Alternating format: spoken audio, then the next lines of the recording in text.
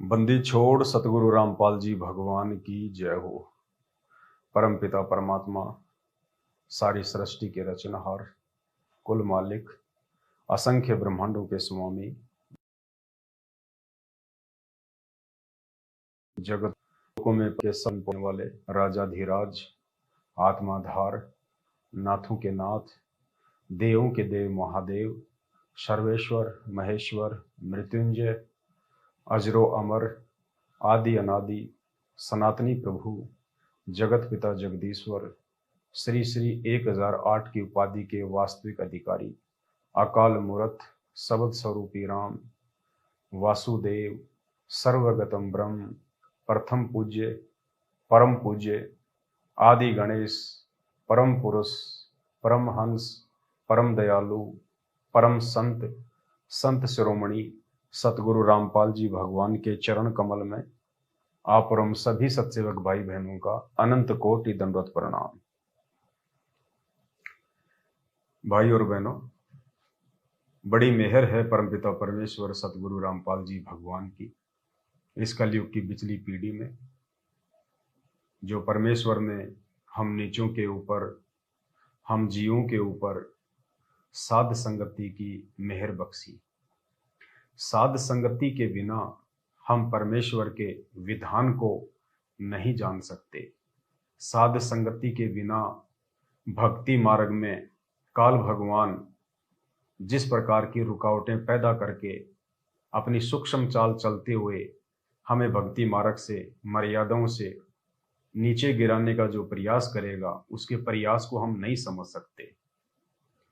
तो ये गुरुदेव भगवान की आप और हम सभी आत्माओं के ऊपर एक विशेष मेहर है, जो आत्माएं वर्तमान में साध संगति से जुड़ी हुई हैं।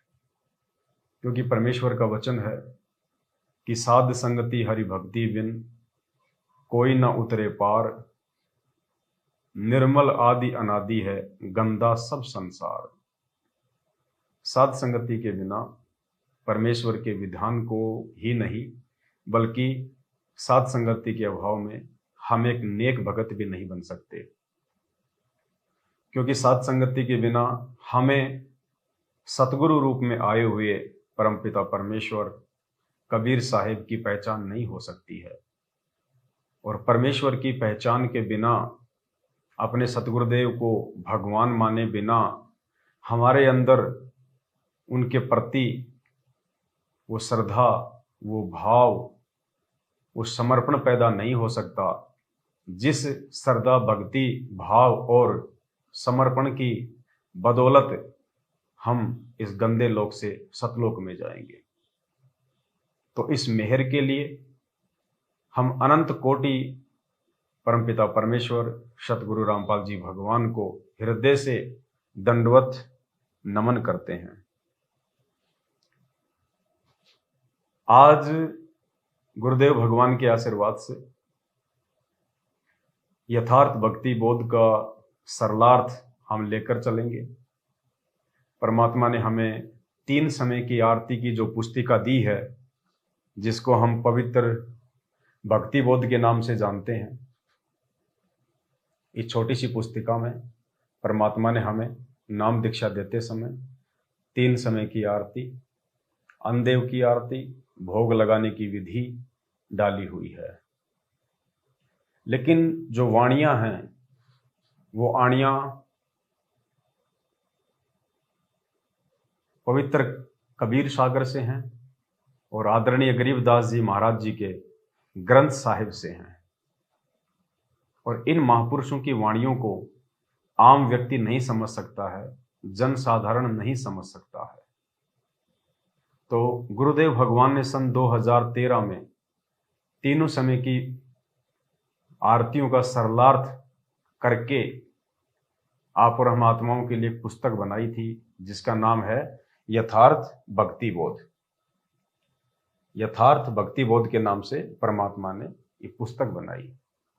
और इस यथार्थ भक्ति बोध पुस्तक में गुरुदेव भगवान ने 3 समय की आरतियों का सरलार्थ किया हुआ है, ताकि हम इन वाणियों को पढ़ें और ये वाणियाँ क्या कहना चाहती हैं, ये वाणियाँ एक भगत के विषय में क्या दिशा निर्देश दे रही हैं, भक्ति के विषय में क्या दिशा निर्देश दे रही हैं, उन चीज़ों को हम समझें।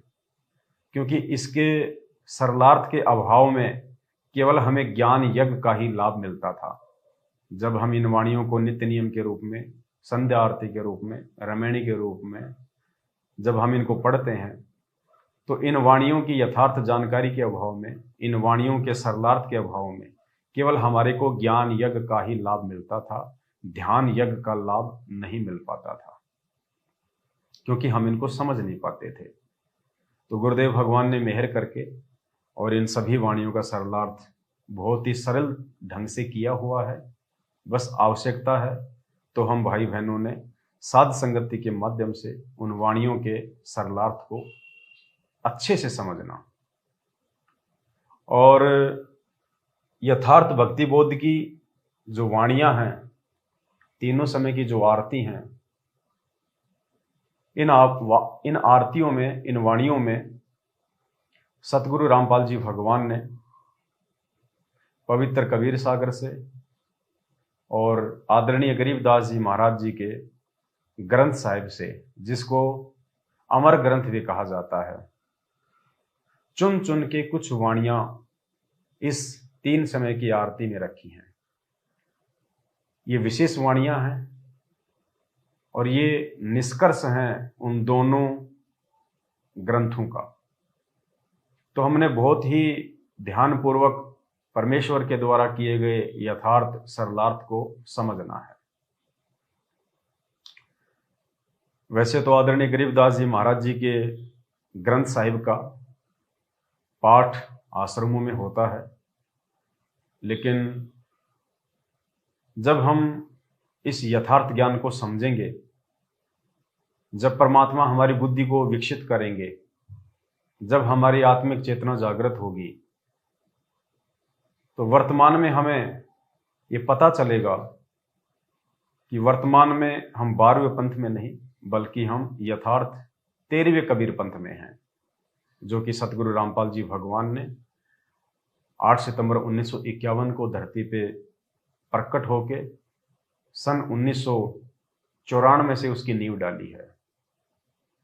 और यथार्थ 13वें कबीर पंथ में आने के बाद हम यथार्थ 13वें कबीर पंथियों का अमर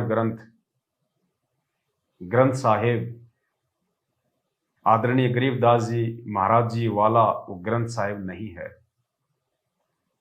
हमारे लिए अमर ग्रंथ हमारे पूज्य गुरुदेव सतगुरु रामपाल जी भगवान के द्वारा लिखित और सरलार्थ किया हुआ ये यथार्थ भक्ति बोध है। ये हम सभी भाई बहनों के लिए अमर ग्रंथ है, क्योंकि इस अमर ग्रंथ में संत रामपाल जी भगवान ने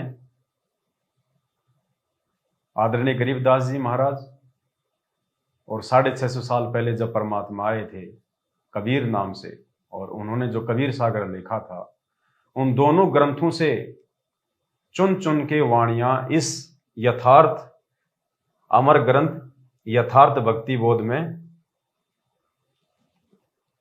डाली हुई हैं।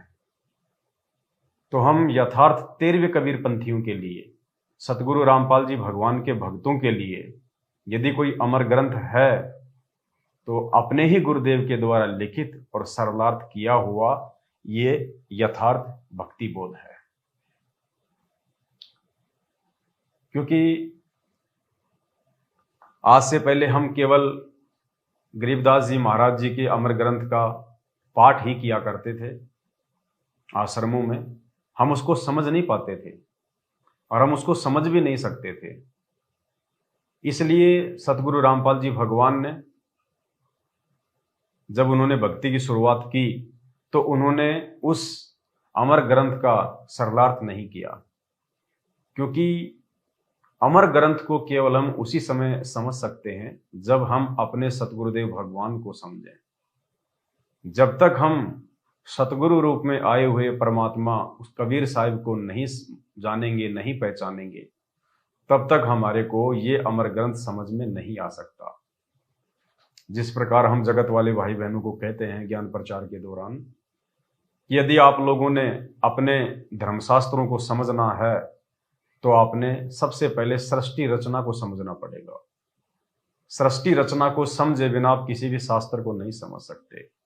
ठीक इसी प्रकार वर्तमान में सतगुरु रामपाल जी भगवान को समझे बिना, उनको जाने और पहचाने बिना कि वे खाली एक सामान्य संत हैं, खाली हमारे सतगुरुदेव जी हैं, या वे खुद ही पूर्ण परमात्मा हैं, वे खुद ही कबीर साहिब हैं। और जब हमें अपने गुरुदेव की पहचान हो जाएगी, और गुरुदेव की पहचान केवल साध संगति से ही संभव है, दूसरा कोई रास्ता नहीं है। तो गुरुदेव की पहचान होने के बाद फिर हमारे को ये सारे धर्म ग्रंथ बड़ी आसानी से समझ में आ जाएंगे। गरीबदास जी का अमर ग्रंथ भी समझ में आ जाएगा, और कबीर परमेश्वर के द्वारा जो कबीर सागर लिपिबद्ध करवाया गया था 650 साल पहले, वो भी हमें बड़ी आसानी से समझ में आएगा।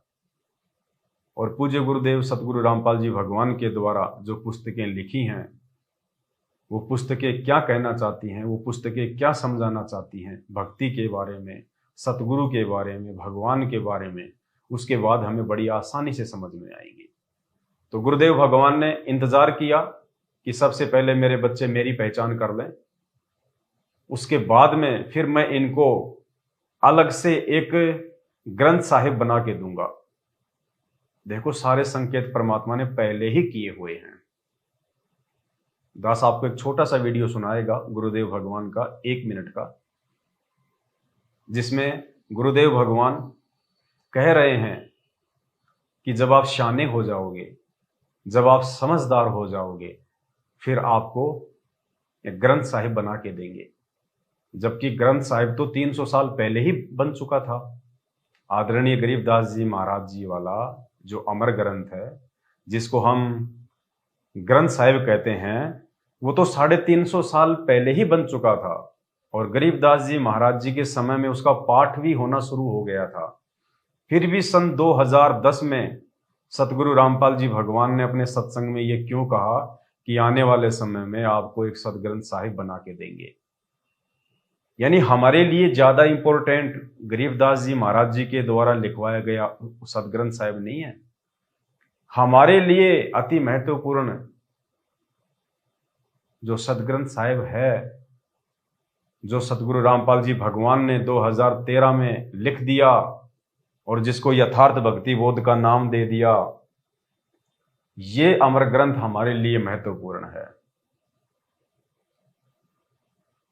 तो वर्तमान में हम 13वें यथार्थ कबीर पंथ के पंथियों के लिए, सतगुरु रामपाल जी भगवान के भक्तों के लिए आदरणीय गरीबदास जी महाराज जी के अमर ग्रंथ से ज्यादा महत्वपूर्ण अपने गुरुदेव सतगुरु रामपाल जी भगवान के द्वारा सन 2013 में तैयार किए गए नए इस ग्रंथ साहिब का महत्व है यथार्थ भक्ति बोध।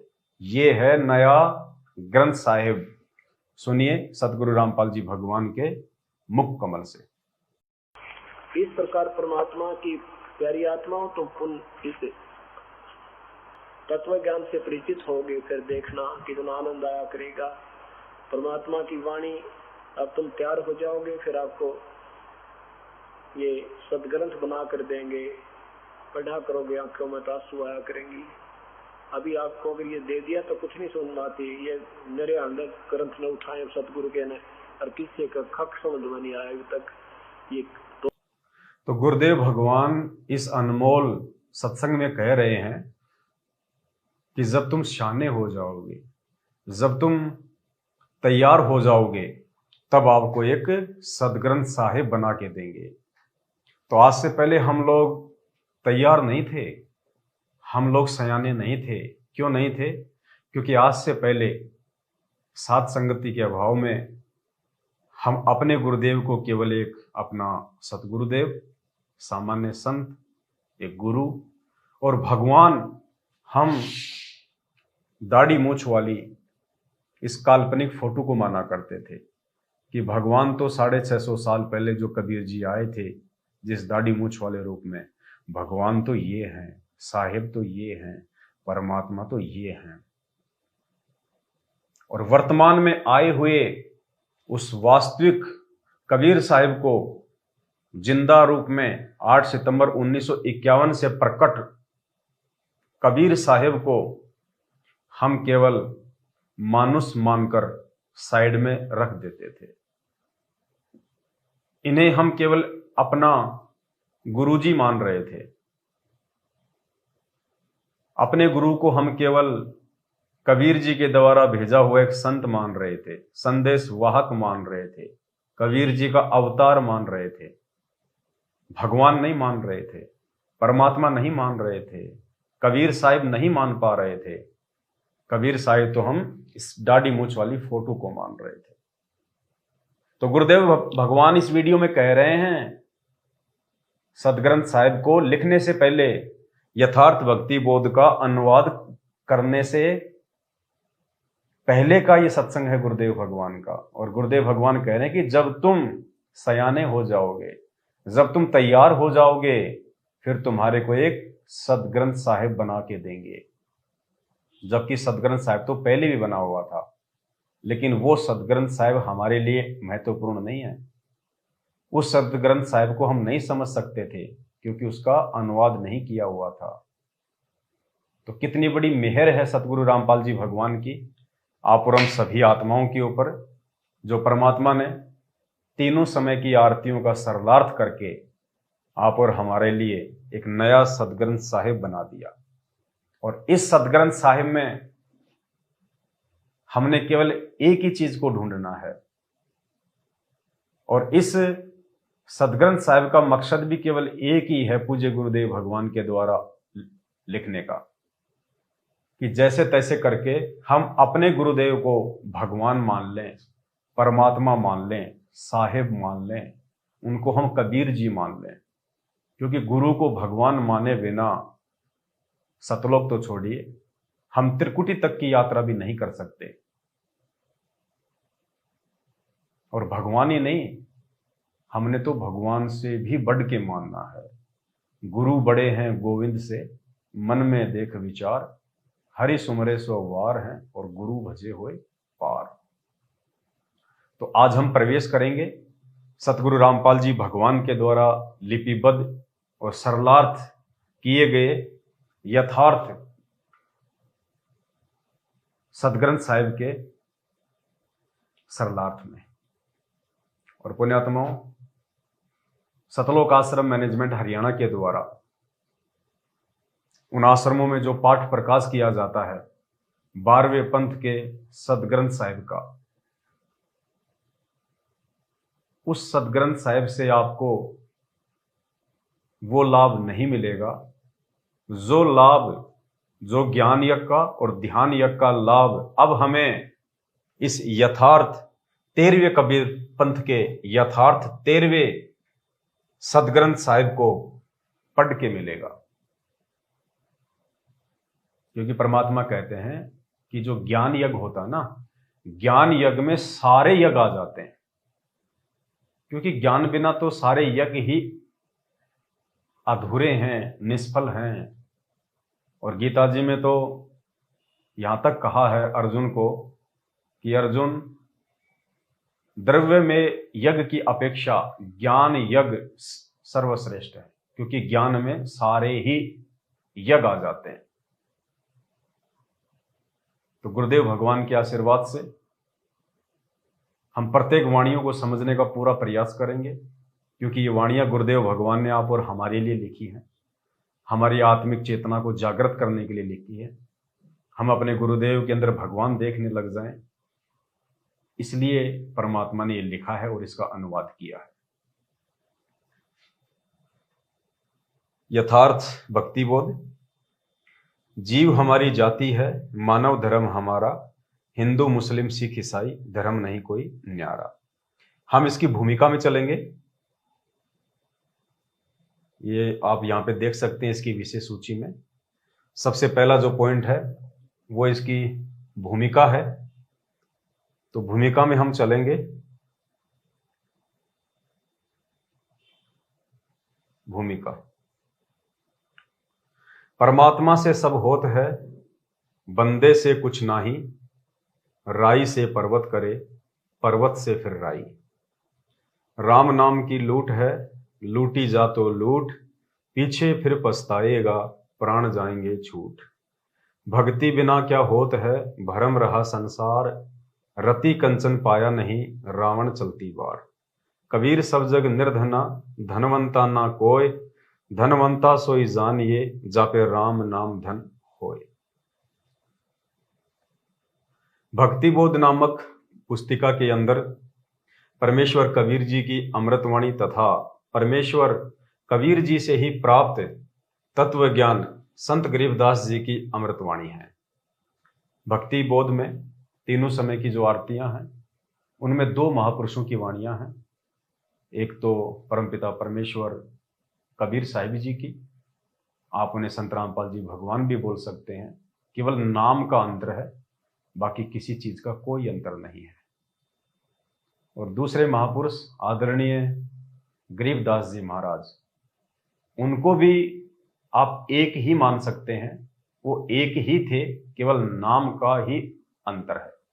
गरीबदास जी के रूप में खुद कबीर परमेश्वर ही आए थे, इसीलिए तीनों समय की आरती में परमात्मा ने उन दो महापुरुषों की वाणियों का समावेश किया है, क्योंकि इन वाणियों में किसी भी भगत की वाणियों को या किसी साधु संत की वाणियों को जगह नहीं दी जा सकती, क्योंकि ये अमर ग्रंथ है और अमर ग्रंथ में जो अमर वाणियां होती हैं वो केवल अमर पुरुष की ही होती हैं, और अमर पुरुष केवल परमात्मा ही होता है, दूसरा कोई नहीं होता। तो 650 साल पहले आया वो अमर पुरुष कबीर नाम से, उसके बाद 250 वर्ष बाद में वो आदरणीय गरीबदास जी के नाम से आए, और वर्तमान में वो अमर पुरुष सतगुरु रामपाल जी महाराज जी के नाम से आए हुए हैं। क्योंकि इन महापुरुषों के द्वारा लिखी गई अमर वाणियों का सरलार्थ इस पूरी सृष्टि में आम जीव तो छोड़िए, आम साधु संत महात्मा शंकराचार्य तो छोड़ दीजिए, ब्रह्मा विष्णु महेश, इन तीनों की माता दुर्गा और इन तीनों के पिता काल भी नहीं कर सकते। अपने द्वारा लिखित वाणियों का अनुवाद, अपने द्वारा रचित सृष्टि की जानकारी वो कबीर परमात्मा स्वयं ही आके ठीक ठीक बता सकता है, और कोई भी बताने में सक्षम नहीं है।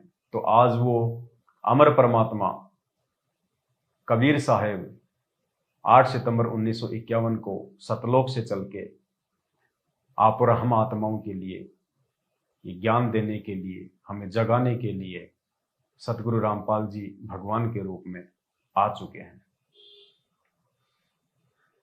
भक्तिबोध नामक पुस्तिका के अंदर परमेश्वर कबीर जी की अमृतवाणी तथा परमेश्वर कबीर जी से ही प्राप्त तत्व ज्ञान संत गरीबदास जी की अमृतवाणी में है। जिस वाणी का पाठ प्रतिदिन नियमित करना होता है, पुण्यात्माओं ध्यान देना, जिस वाणी का पाठ प्रतिदिन नियमित करना होता है, इस भक्ति बोध में इन दोनों महापुरुषों की वाणियां हैं। और परमेश्वर ने हमारे को क्या आदेश दिया है कि जिस वाणी का पाठ प्रतिदिन नियमित करना होता है, यानी हमें तीनों समय की आरतियों का पाठ करना है। पाठ उसे कहते हैं जो पढ़ के किया जाता है। भक्ति बोध पुस्तक को हाथ में लेके अपने भगवान के सामने बैठ के या खड़े होके, और जिसका पाठ करना होता है, जिसको पढ़ना होता है, उसको कहते हैं पाठ करना। मोबाइल लगा के या रेडियो में लगा के तीनों समय की आरती करना वो पाठ करना नहीं है। वो ऑप्शन केवल परमात्मा ने उन आत्माओं के लिए रखा है जो अंधे हैं या जो अनपढ़ हैं या बच्चे हैं अभी, उन आत्माओं के लिए। बाकी परमेश्वर नाम दीक्षा के समय हमें ये भक्तिबोध पुस्तक देते हैं। क्यों देते हैं? अगर मोबाइल से ही आरती करनी होती तो परमात्मा हमें भक्तिबोध पुस्तक ना देते।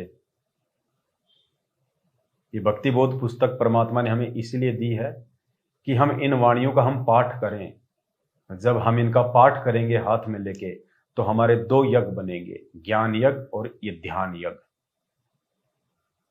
और इसका जो मूल्य है परमात्मा ने नीचे नीचे इसका जो मूल्य है वो लिखा हुआ है, नित्य नियम पाठ। आप सबके घरों में ये भक्तिबोध पुस्तक है और इस नीचे नीचे जो इसका मूल्य लिखा हुआ है आप इसको देखना। यहां गुरुदेव भगवान ने लिखा है नित्य नियम पाठ, अर्थात यदि हम नाम उपदेश लेने के बाद और यदि हम पढ़े लिखे हैं और यदि फिर भी हम इस पुस्तक को हाथ में लेके तीनों समय की आरतियों का पाठ नहीं करते हैं तो हम अपने गुरुदेव के द्वारा दी गई इस पुस्तक का मूल्य अदा नहीं कर रहे, क्योंकि गुरुदेव भगवान ने इसकी कीमत रखी है नित्य नियम पाठ कि बच्चों तुम रोजाना इस भक्ति बोध पुस्तक से पाठ करना, तीनों समय की आरती करना, तो मैं समझूंगा कि आप मेरे द्वारा दी गई इस पुस्तक का मूल्य चुका रहे हो, अन्यथा हम अपने गुरुदेव भगवान के साथ में धोखा कर रहे हैं। तो तीनों समय की आरती करने की वास्तविक विधि है पाठ, हाथ में लेके पाठ करना। इमरजेंसी हो जाती है कभी कभार या फिर रेयर केस में, समय के अभाव में हम लोग मोबाइल से आरतियां जो है वो कर सकते हैं। लेकिन जब आपको ज्ञान हो जाएगा, जब आपको महत्वता समझ में आ जाएगी इस भक्ति बोध की और अपने गुरुदेव भगवान की, जब आपको पहचान हो जाएगी अपने गुरुदेव भगवान की, उसके बाद आपको इस दुनिया में परमात्मा के द्वारा दी गई इस भक्ति के अलावा कोई भी काम महत्वपूर्ण नजर नहीं आएगा। आप 100 काम छोड़ के सबसे महत्वपूर्ण काम जो भक्ति है आप इसको पूरा करोगे। तो तीनों समय की आरती की पुस्तक पाठ करने के लिए गुरुदेव भगवान ने हमारे को दी हुई है। जिस वाणी का पाठ प्रतिदिन नियमित करना होता है, जिस कारण से इसको नित्य नियम पुस्तिका भी कहा जाता है। इसको नित्य नियम पुस्तिका क्यों कहा जाता है? क्योंकि इसमें लिखी वाणियों का पाठ हमें 3 समय करना होता है। सुबह का नित्य नियम, दोपहर की असुर निकंदन रमैणी, शाम के समय संध्या आरती। अगर तीनों समय हम इसका पाठ करते हैं, इस पुस्तक को हाथ में लेके यदि हम तीनों समय की आरतियां करते हैं तो हम सतगुरु के नेक भगत हैं। हम गुरुदेव भगवान के द्वारा दी गई भक्ति को सही विधि से कर रहे हैं। और कोई मरीज यदि सही विधि से मेडिसिन लेगा तो उसका जो रोग होता है वो शीघ्र दूर होता है। तो तीनों समय की पाठ के लिए परमात्मा ने पुस्तक दी है, बनाई है, इसलिए इसको क्या कहा गया है? नित्य नियम पुस्तिका भी कहा जाता है। इस पुस्तक में लिखी अमृतवाणी का पाठ उपदेशी को 3 समय करना पड़ता है। सुबह पढ़ी जाने वाली अमृतवाणी को सुबह का नित्य नियम कहते हैं। यह रात्रि के 12 बजे से दिन के 12 बजे तक कर सकते हैं, वैसे इसको सुबह सूर्योदय के समय कर लें। इस पुस्तक में जो नित्य नियम है परमात्मा ने उसका समय बताया है। और आप भाई बहनों के लिए परमात्मा ने एक शंका समाधान नाम की एक पुस्तक भी छपवाई है, उसमें भी ऑलरेडी सारी जानकारियां हैं। तो क्या कहते हैं गुरुदेव भगवान कि सुबह के समय पढ़ी जाने वाली वाणी को नित्य नियम कहा जाता है और इसका जो पाठ होता है वो रात के 12 बजे से लेके 12 बजे के बाद से लेके, क्योंकि रात्रि 12 बजे के बाद जो है दूसरा दिन लग जाता है, तो रात्रि 12 बजे के बाद से लेके और दिन के 12 बजे तक इसका जो है हम पाठ कर सकते हैं अपने समय और सुविधा के अनुसार। और वैसे परमात्मा ने जो इसका विधान बताया है, नित्य नियम करने का जो ठीक समय बताया है, वो गुरुदेव ने बताया है सुबह सूर्योदय के समय। जब हम आश्रम में जाया करते थे गुरुदेव भगवान के पास बरवाला में, 2014 बरवाला कांड से पहले, तो फिक्स टाइम होता था वहां पे। जैसे ही सुबह के 5 बजते थे वहां पे सभी भाई बहनों को नित्य नियम के लिए आवाज लगाई जाती थी। यानी सतलोक आश्रम बरवाला में गुरुदेव भगवान के रहते सहते सुबह 5 बजे परमात्मा के विधान अनुसार सूर्योदय के समय नित्य नियम शुरू हो जाता था। सभी भाई बहन जो है अपना पाठ किया करते थे।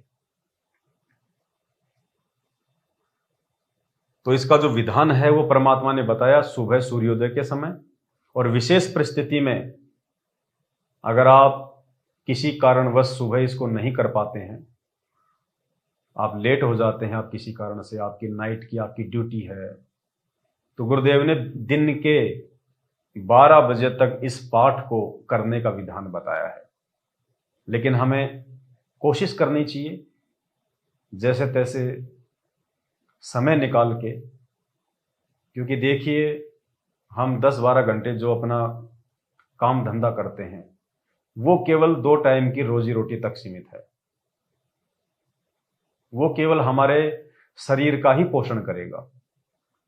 और जो भक्ति की जो खुराक है, जो ये काम दिया है हमें परमात्मा ने, ये हमारी आत्मा का पोषण करेगा।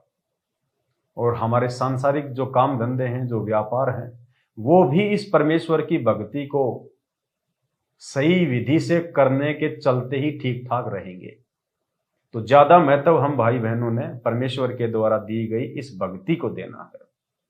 आप रूटीन ना बनाएं कि आप दिन के 12 बजे करेंगे या फिर आप जिस दिन के 11 बजे करेंगे। रूटीन नहीं, इमरजेंसी में हो सकता है। वो परमात्मा ने एक ऑप्शन दिया है रात के 12 बजे से लेके दिन के 12 बजे तक।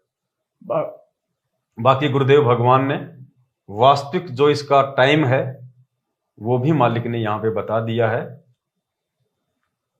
सुबह पढ़ी जाने वाली वाणी को सुबह का नित्य नियम कहते हैं। ये रात्रि के 12 बजे से दिन के 12 बजे तक कर सकते हैं। वैसे इसको सुबह सूर्योदय के समय कर लें। वास्तविक टाइम परमात्मा ने सुबह सूर्योदय के समय का बताया है। उसके बाद असुर निकंदन रमैणी, दिन के 12 बजे के बाद रात्रि के 12 बजे से पहले जब भी समय लगे किया जाने वाला पाठ है। वैसे इस पाठ को दिन के 12 बजे से 2 बजे तक किया जाने का विधान है। असुर निकंदन रमैणी जो कि दोपहर की आरती है, 33 करोड़ देवी देवताओं की स्तुति है, उनकी वंदना है, उनकी महिमा है, क्योंकि हमने इन देवी देवताओं को भी खुश रखना है। और मालिक ने बताया कि इस असुर निकंदन रमैणी के चलते ये देवी देवता परमात्मा के विधान अनुसार हम भगत आत्माओं को दुखी नहीं कर सकते। ये हमारी चौकीदारी करेंगे, ये हमारी पहरेदारी करेंगे। उसके बाद भी यदि कोई देवी देवता हमारे को दुखी करने का प्रयास करेगा तो फिर गुरुदेव भगवान ने बताया फिर परमात्मा उसकी चोटी पकड़ लेता है और उसको बोलेगा, देख ये तो तेरी महिमा कर रहे हैं, ये तेरी वंदना कर रहे हैं, ये तेरी जय जयकार कर रहे हैं असुर निकंदन रमैणी के माध्यम से, और उसके बाद भी आप इनको परेशान कर रहे हो। फिर परमात्मा इनको टाइट कर देगा। तो जब हम विधि विधान से असुर निकंदन रमैणी का पाठ हम करेंगे, एक आपने मोबाइल में लगा के छोड़ दिया, आप बाथरूम में जाके बैठ गए, चाय बना रहे हैं, कोई सो रहा है, कोई लेट रहा है, गाड़ी में चल रहे हैं, आरती लगा दी, आपस में बातचीत कर रहे हैं, वो परमात्मा के विधि विधान अनुसार नहीं है।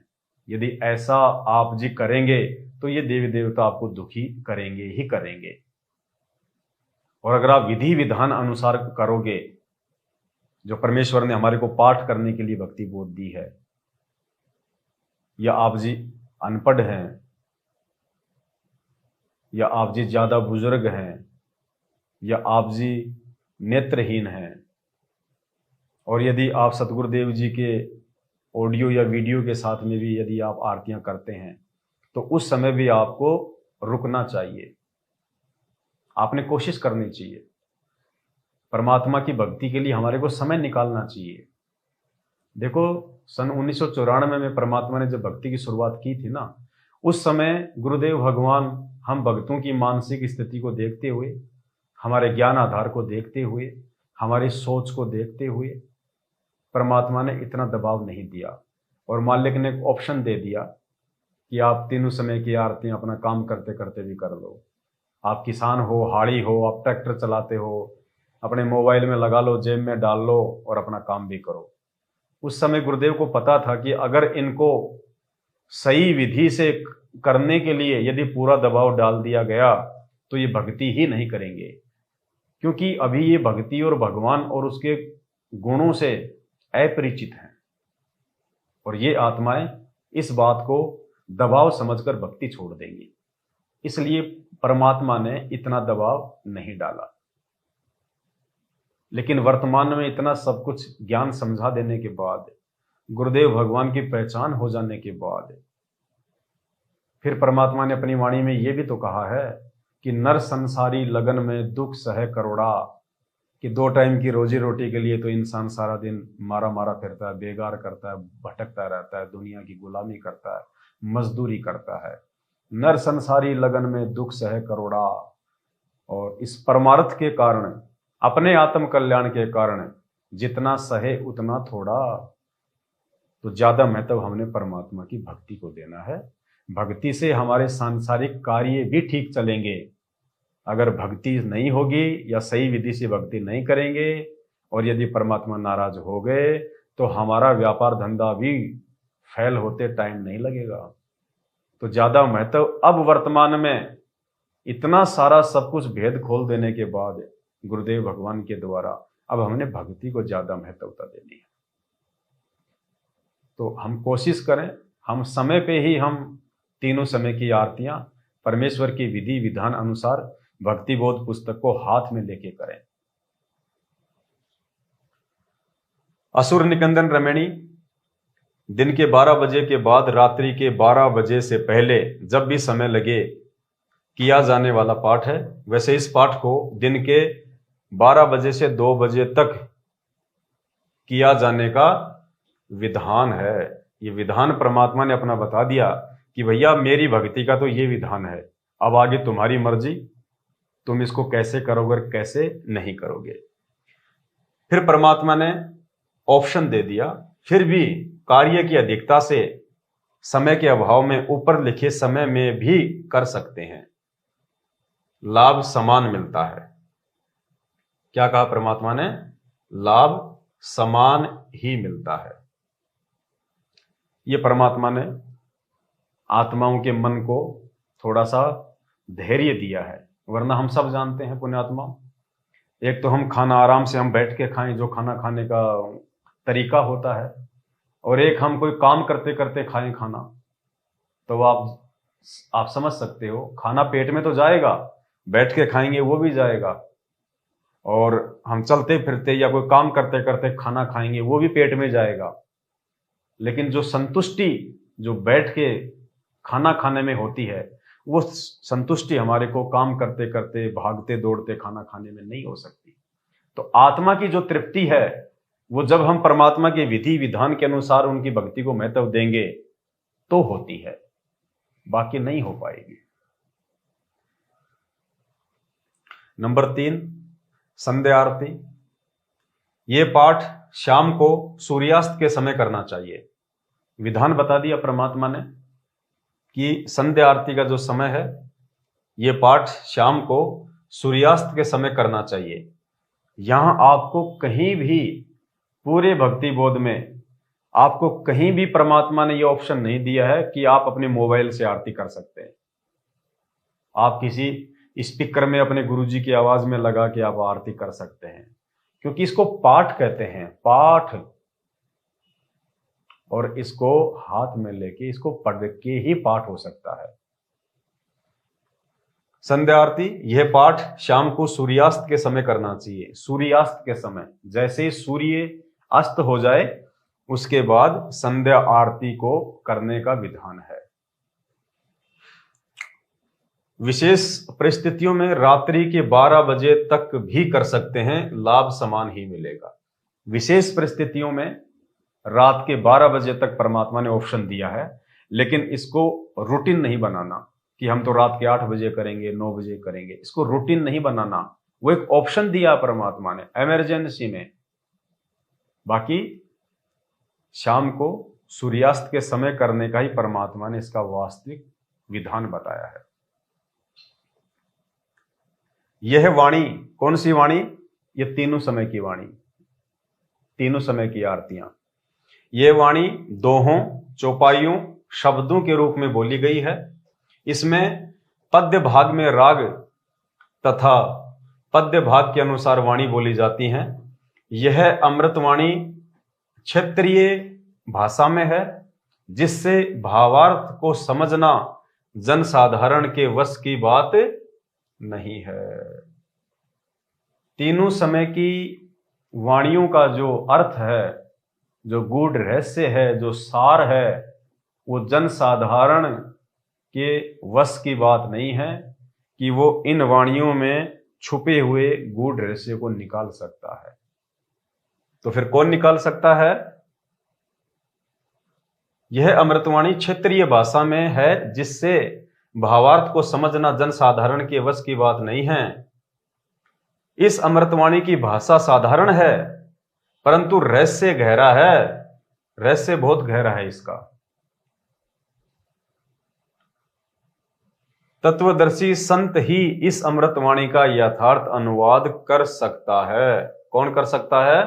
तत्वदर्शी संत। और तत्वदर्शी संत की भूमिका स्वयं परमात्मा ही निभाते हैं, क्योंकि अपने द्वारा लिखी गई और बोली गई वाणियों का यथा अनुवाद वो परमात्मा स्वयं ही कर सकता है। 650 साल पहले भी ये कबीर परमात्मा एक तत्वदर्शी संत की भूमिका में ही आए थे। उसके 250 वर्ष बाद आदरणीय गरीबदास जी महाराज जी के रूप में भी एक तत्वदर्शी संत की भूमिका में ही आए थे, जिन्होंने वाणियां लिखी थी। और आज वर्तमान में वही कबीर परमात्मा संत रामपाल जी के नाम से तत्वदर्शी संत के रूप में ही धरती पे आए हैं। तो जनसाधारण के वश की बात नहीं है। इस 21 ब्रह्मांड की सृष्टि में किसी के वश की बात नहीं है जो इन वाणियों का यथार्थ अनुवाद कर दे। अटपट करने वाले तो बहुत मिलेंगे। गरीबदास जी के गरीबदासीय पंथ में, 12वें पंथ में बहुत साधु संत महात्मा मिलेंगे जिन्होंने अपने अपने स्तर पे उनकी वाणियों का अनुवाद किया हुआ है, लेकिन वो यथार्थ अनुवाद नहीं है। यथार्थ अनुवाद केवल तत्वदर्शी संत ही कर सकता है, जिसने वाणियां लिखी हैं। तत्वदर्शी संत ही इस अमृतवाणी का यथार्थ अनुवाद कर सकता है। जैसे श्री मद्भागवत गीता के श्लोक हैं, ऐसे ही भक्ति बोध में लिखी अमृतवाणी के दोहे ये श्लोक हैं। श्री मद्भागवत गीता को लिखे लगभग 5500 वर्ष हो चुके हैं। सैकड़ों अनुवादकों ने वर्षों पूर्व हिंदी या अन्य भाषाओं में अनुवाद भी कर रखा है, परंतु किसी का भी अनुवाद प्रकरण के अनुसार नहीं है, जिस कारण से अर्थों के अनर्थ कर रखे हैं। लोगों ने कोशिशें की हैं अपने अपने हिसाब से, अपने आप को ज्ञानी समझ के, संस्कृत के प्रकांड ज्ञाता समझ के अनुवाद किया है लोगों ने, लेकिन वो उस प्रकरण के अनुसार अनुवाद नहीं कर पाए। तो क्या कह रहे हैं यहां परमात्मा?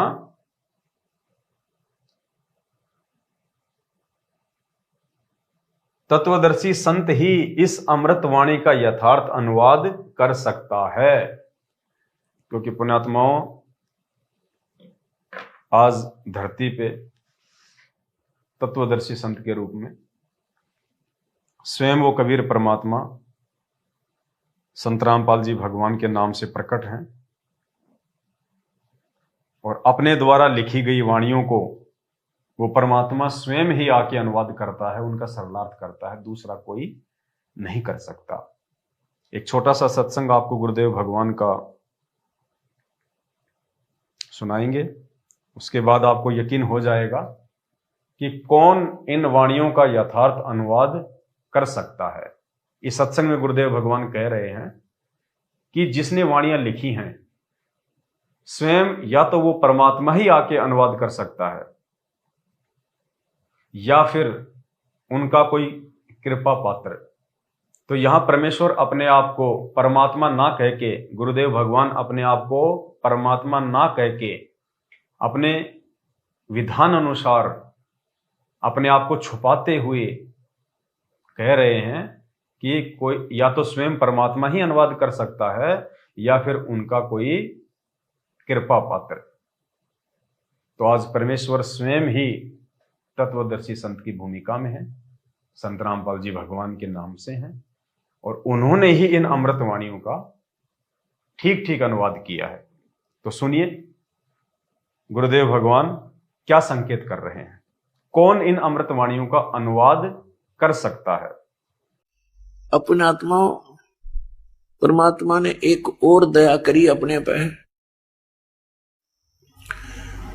अपनी अमृतवाणी में उन्होंने सब कुछ लिख दिया, लेकिन वो अमृतवाणी इतनी लंबी चौड़ी बना दी, इस तत्व ज्ञान को उसके अंदर छुपा दिया। और साथ में उन महापुरुषों से भी कह दिया गया था कि अभी इस यथार्थ ज्ञान को केवल तुम इन श्लोकों के माध्यम से ही बताना, गद्य भाग से मत बोलना। तो उन्होंने पद्य भाग में यानी दोहों और शब्दावलियों के माध्यम से ही अपना वहां का ज्ञान दिया, सतलोक और सचखंड का। उन्होंने गद्य भाग में नहीं बोला और वो लिपिबद्ध किया गया। उस पद्य भाग को समझना जन साधारण के बस की बात नहीं। या तो परमात्मा ही बता सके या वो संत ही बता सकते हैं जिन्होंने वो वाणी बोली, या फिर उनका कृपा पात्र जिसको परमात्मा सद्बुद्धि देते हैं, वो फिर उन गूढ़ रहस्यों को परमात्मा की प्यारी आत्माओं के समक्ष सरलार्थ करता है। तो पुण्यात्माओं, परमपिता परमेश्वर सतगुरु रामपाल जी भगवान के इस वचन आधार से, सत्संग आधार से ये साबित होता है कि आज इस धरती पे हमारे पूज्य गुरुदेव भगवान के रूप में स्वयं कबीर परमेश्वर ही प्रकट हैं, जिन्होंने अपने द्वारा लिखित वाणियों का आज स्वयं ही ठीक ठीक अनुवाद किया है, उनको समझाया है। गीता अध्याय 18 श्लोक 66 में व्रज शब्द है जिसका अर्थ जाना होता है। सर्व गीता अनुवादकों ने व्रज का अर्थ आना किया है, जबकि इसका वास्तविक अर्थ क्या होता है? जाना। उदाहरण के लिए, जैसे अंग्रेजी के शब्द गो का अर्थ जाना होता है, यदि कोई गो का अर्थ आना करता है तो वह अनर्थ कर रहा है। इसी प्रकार परमेश्वर कबीर जी की वाणी तथा संत गरीबदास जी की वाणी का यथार्थ अनुवाद तत्वदर्शी संत ही कर सकता है, यानी स्वयं परमात्मा ही कर सकता है। जिसने वाणियां लिखी है वो ही कर सकता है, दूसरा कोई नहीं कर सकता। क्यों नहीं कर सकता? इसका एक रीजन और है पुण्यात्माओं, क्योंकि एक सत्संग में सतगुरु रामपाल जी भगवान ने हमें बताया कि परमेश्वर कबीर साहिब और आदरणीय गरीबदास जी महाराज जी की जो वाणियां हैं, उन वाणियों में विश्व की सभी भाषाओं का समावेश है।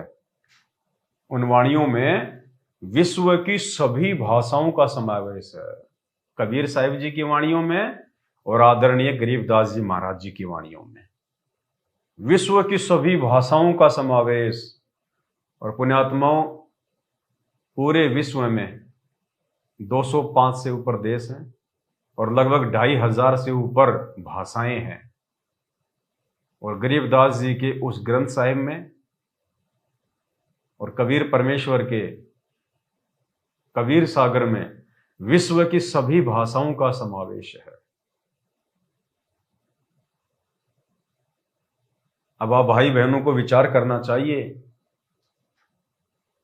कि विश्व की सभी भाषाओं के समावेश युक्त उस ग्रंथ का, उन वाणियों का आज किसने अनुवाद किया है? यथार्थ अनुवाद हमारे पूज्य गुरुदेव ने, संत रामपाल जी भगवान ने। पुण्यात्माओं, जिसने अपनी रचनाओं में, अपने दोहों में, अपनी वाणियों में विश्व की सभी भाषाओं का समावेश किया है, तो वो लिखने वाला ही आज यथार्थ अनुवाद जो है वो कर सकता है। क्योंकि इस पृथ्वी पे ऐसा कोई भी इंसान ना तो है ना हो सकता है जो विश्व की सभी भाषाओं का जानकार हो, विश्व की सभी भाषाओं का ज्ञाता हो। क्या कह रहे हैं सतगुरुदेव भगवान? ध्यान से सुनना इस वीडियो को कि आदरणीय गरीबदास जी महाराज और कबीर परमेश्वर की वाणियों में विश्व की सभी भाषाओं का समावेश है। अवधपुरी एक नगर निधाना, ता अवतार धरे मोरे प्राणा, 20 वर्ष की उम्र पुनीता, मात पिता भय काल सनीपा,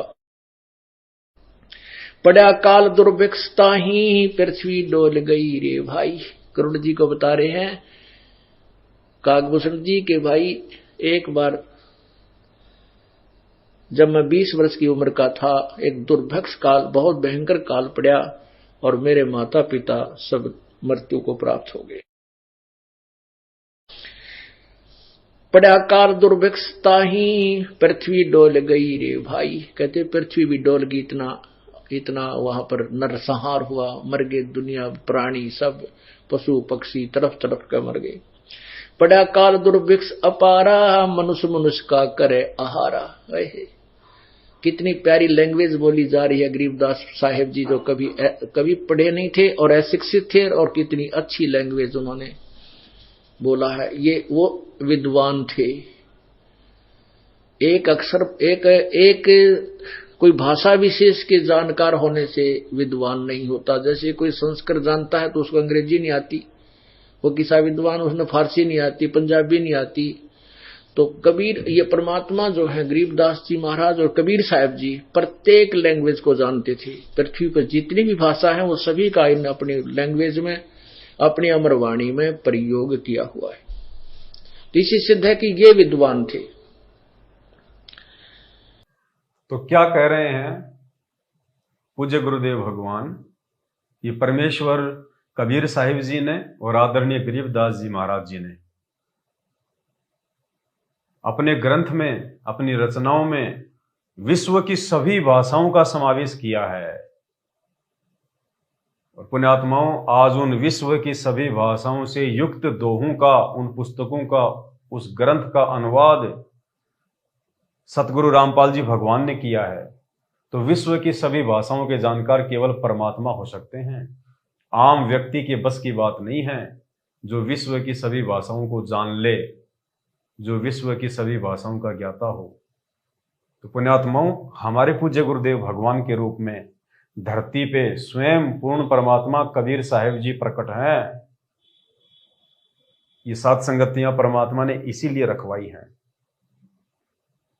और ये जो यथार्थ अनुवाद जो परमात्मा ने किया है, उसके बाद में पूज्य गुरुदेव भगवान ने साध संगति के माध्यम से जो हम सत्सेवक भाई बहनों की ड्यूटी लगाई है, ये परमेश्वर के द्वारा किए गए उस सरलार्थ से हम बहुत कुछ सीखेंगे।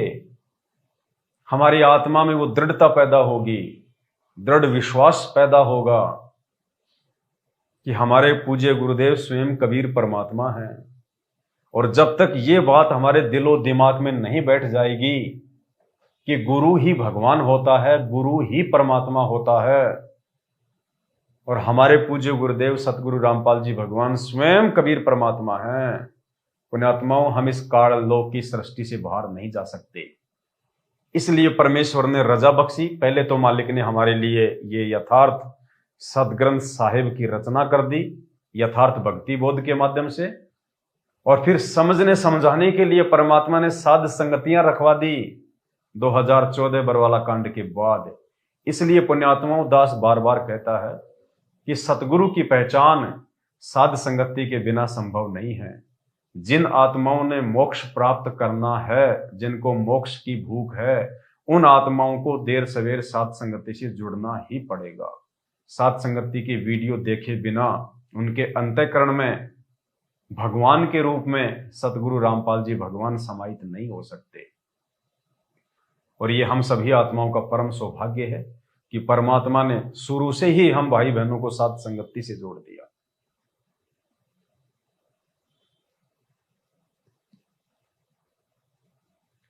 इसी प्रकार परमेश्वर कबीर जी की वाणी तथा संत गरीबदास जी की वाणी का यथार्थ अनुवाद तत्वदर्शी संत ही कर सकता है।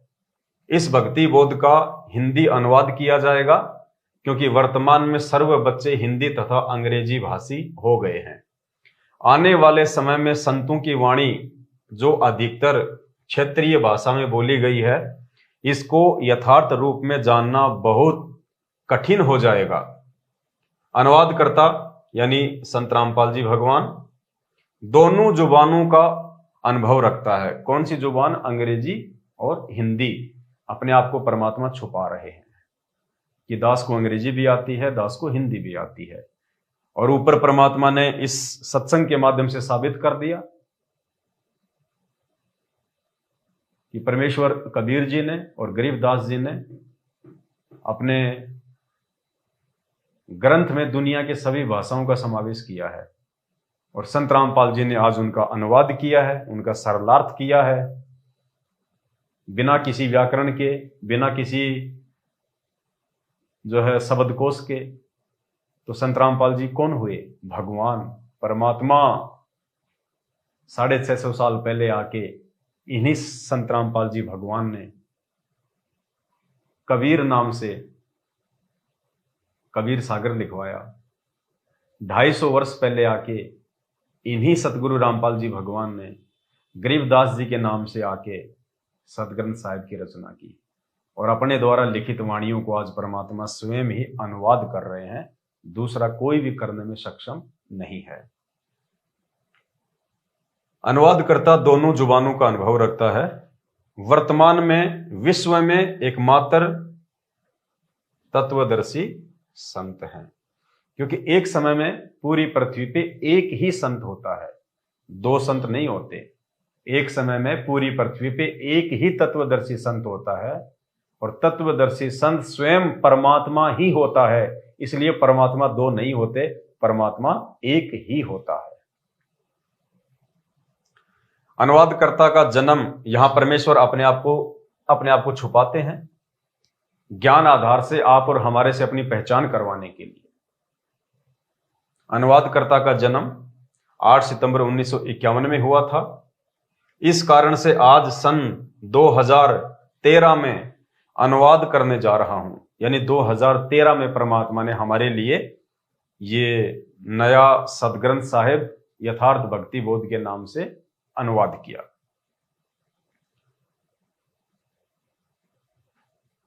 जो सर्व क्षेत्रीय भाषा के शब्द जो अमृतवाणी में हैं, उनके अर्थ अच्छी तरह जानता हूं, फिर भी अनुवाद में कोई त्रुटि रह जाए तो क्षमा चाहूंगा।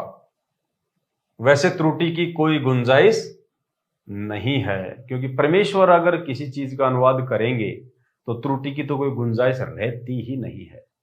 फिर भी परमात्मा अपने आप को छुपाते हुए और एक साधारण व्यक्ति की तरह, एक साधारण मानव की तरह रोल करते हुए यहां कह रहे हैं कि फिर भी अनुवाद में कोई त्रुटि रह जाए तो क्षमा चाहूंगा। वैसे त्रुटि की कोई गुंजाइश नहीं है। लेखक संत रामपाल जी महाराज। तो पुण्यात्मा, दया है गुरुदेव भगवान की, जिन्होंने एक विशेष रजा बख्श के आप और हम सभी भाई बहनों के लिए 13वें यथार्थ कबीर पंथ का ये यथार्थ अमर ग्रंथ लिखा, यथार्थ भक्ति बोध का अनुवाद। ये आप और हम सभी भाई बहनों के लिए जो हम यथार्थ 13वें कबीर पंथ से जुड़े हुए हैं, सतगुरु रामपाल जी के शिष्य और शिष्या हैं, हम भाई बहनों के लिए यथार्थ अमर ग्रंथ है। वास्तविक पाठ प्रकाश है ये। अब होगा प्रकाश जब हम इसकी गहराई में जाएंगे। आज हमने इसकी शुरुआत की है गुरुदेव भगवान के आशीर्वाद से। जब हम तीनों समय की आरतियों का सरलार्थ पूरा हो जाएगा तो हमारी आत्मा में प्रकाश हो जाएगा। चांदना हो जाएगा ज्ञान वाला, तो वास्तविक जो पाठ प्रकाश है जो वर्तमान में उन आश्रमों में किया जाता है केवल माया बटोरने के लिए, पाठ पाठ पाठ पाठ, केवल एक ही चीज पे जोर दे रखा है, पाठ पाठ पाठ पाठ। वहां पाठ करवाने से तो केवल सतलोक आश्रम मैनेजमेंट हरियाणा को ही फायदा है, वो भी केवल माया प्राप्ति का और किसी चीज का नहीं। और अब जो ये पाठ प्रकाश होने जा रहा है यथार्थ भक्ति बोध के माध्यम से, ये आत्मा में प्रकाश करेगा, आत्मा को चेतना देगा, हमें सारे यज्ञ का लाभ मिलेगा। तो पुण्यात्माओं, दया है गुरुदेव भगवान की, आप सभी भाई बहन निसंशय होके धैर्यपूर्वक साथ संगति से आप जुड़े रहें, और आने वाले समय में हमारे उन भगत भाई बहनों को भी जो आज अनजाने में, नासमझी में, देखा देखी में सतलोक आश्रम मैनेजमेंट हरियाणा के पीछे आंख बंद करके चल रहे हैं, उन आत्माओं को भी यदि मोक्ष प्राप्त करना होगा और जिस दिन उनकी चेतना जागृत होगी उस दिन दौड़ दौड़ के साथ संगति का हिस्सा बनेंगे वो लोग, क्योंकि साथ संगति सतगुरु रामपाल जी भगवान के यथार्थ 13वें कबीर पंथ का अहम हिस्सा है। साथ संगति से जुड़े बिना हम अपने दिल में सतगुरु रामपाल जी भगवान को परमेश्वर के रूप में नहीं बैठा सकते, और उनको अपने दिल में परमेश्वर के रूप में बैठाए बिना हम अपने गुरुदेव भगवान के हृदय में नहीं समा सकते। इसीलिए परमात्मा ने अपनी वाणी में कहा है कि गुरु भगता मम आत्म सोई और वाक्य हृदय रहूं समोई। तो हमने तो अपने गुरुदेव भगवान के हृदय में जगह बनानी है। उसके लिए सबसे पहले हमने अपने गुरुदेव भगवान को अपने हृदय में जगह देनी है, बैठाना है, और गुरुदेव भगवान हमारे हृदय में बैठेंगे जब हम उनको परमात्मा मानेंगे, और परमात्मा हम उनको उस समय मानेंगे जब हम साध संगति से जुड़ेंगे। तो बहुत बड़ी दया है परमेश्वर की। आज के वीडियो में केवल इतना ही। वीडियो को ज्यादा से ज्यादा शेयर करें, फिर परमेश्वर दया करेंगे, इसका पार्ट 2 अगली बार लेके आएंगे। बंदी छोड़ सतगुरु रामपाल जी भगवान की जय हो।